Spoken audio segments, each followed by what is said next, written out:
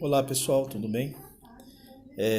Bem, em função desse recesso forçado aí devido ao coronavírus e a gente sabe que o conteúdo programático do curso tem que andar, é importante para vocês.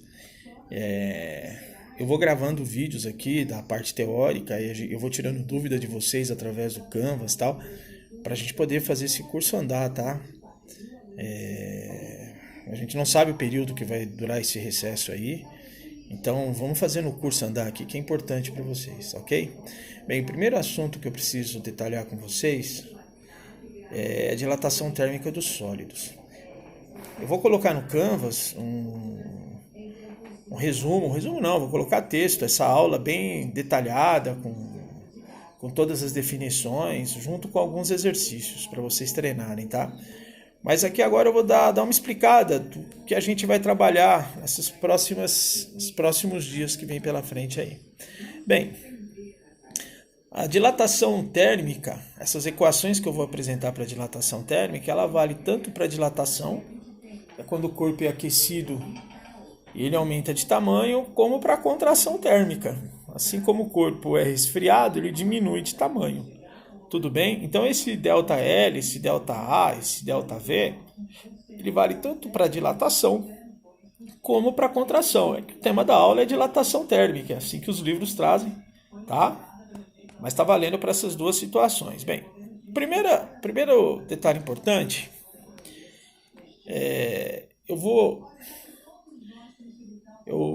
vamos falar da dilatação térmica dos sólidos, tá bom? Por que a dilatação térmica do sólido ela é tão importante? Porque ela está aí no nosso dia a dia, né? E a dilatação térmica do sólido, ela se comporta de uma forma diferente da dilatação térmica do líquido, porque o sólido ele tem uma forma definida. Líquido não. Qual que é a forma de um líquido? É a forma do recipiente que contém esse líquido, né? Agora, o sólido não. O sólido, independente se ele estiver dentro de um recipiente ou não, sua forma geométrica não vai mudar. Por isso que a gente divide dilatação térmica em três tipos. Eu tenho a dilatação térmica... por isso que a gente divide a dilatação dos sólidos em três tipos. A dilatação linear, superficial e volumétrica. Baseada em quê? Baseada na forma do corpo. Corpo cuja principal dimensão é o comprimento, como por exemplo uma haste, uma barra, um fio, a gente trabalha com a dilatação linear. Corpo cuja principal dimensão é uma área, como por exemplo uma chapa, né, um furo, a gente trabalha com dilatação superficial.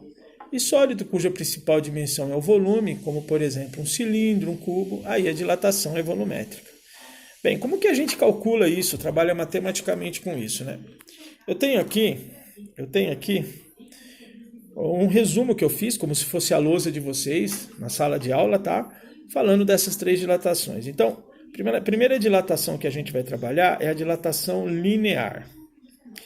Bem, eu tenho aqui uma barra que eu desenhei para vocês. Essa barra ela tem um comprimento inicial L0, repare. Ok? Bem, o que acontece se eu aquecer essa barra, por exemplo? Se eu aquecer essa barra, ela vai aumentar de tamanho. Ela vai sofrer um ΔL, ó. E vai passar a ter um comprimento L. Ou seja, esse comprimento L é maior que L0. Significa que ela aumentou de tamanho, ela dilatou. Essa dilatação, essa variação de comprimento sofrida pela barra, eu estou chamando de ΔL, que é a nossa dilatação linear. Bem, como que eu posso determinar esse ΔL? Esse ΔL, ele pode ser determinado pela relação comprimento final menos inicial, você tira o valor desse ΔL, certo? Ou através dos elementos que interferem diretamente nessa dilatação. Quais seriam esses elementos?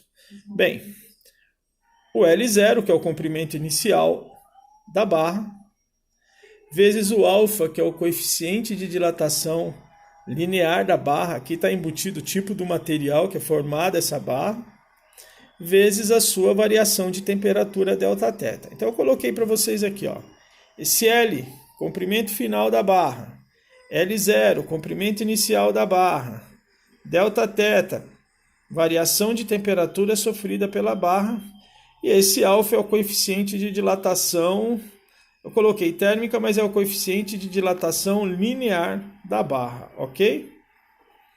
Tá? Então eu vou até anotar aqui para vocês, tá?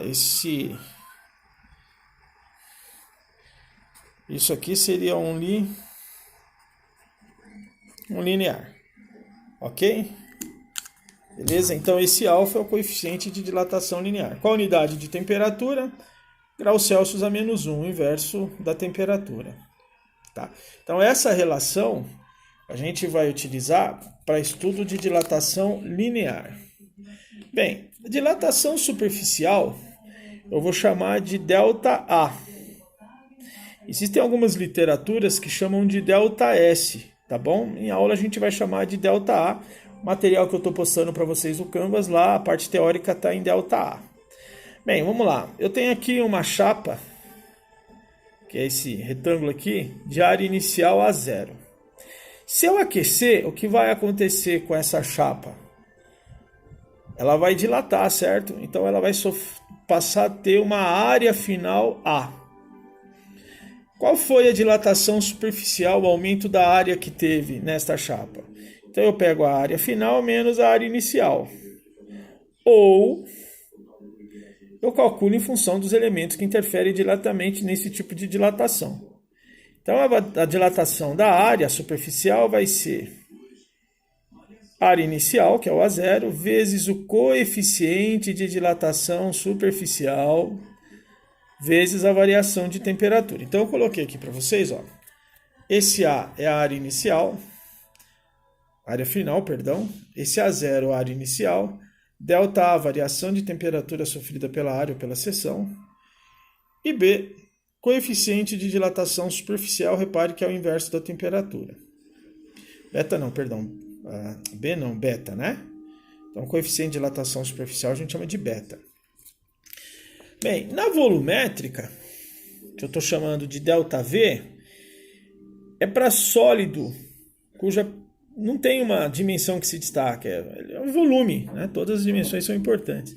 Então eu tenho aqui um cubo de volume inicial V0, se eu aquecer esse sólido ele passa a ter um volume final V.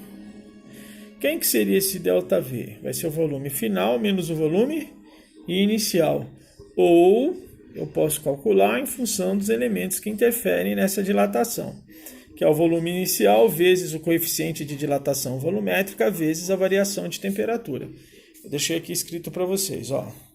V é o volume final, V0 o volume inicial, Δθ variação de temperatura e o beta coeficiente de dilatação volumétrica.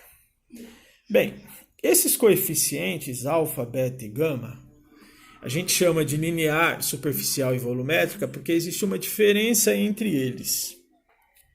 Às vezes, num exercício de dilatação superficial, o examinador te dá o coeficiente de dilatação linear, mas você precisa do superficial porque é um exercício de dilatação superficial. Você está estudando, por exemplo, a dilatação de uma chapa de alumínio.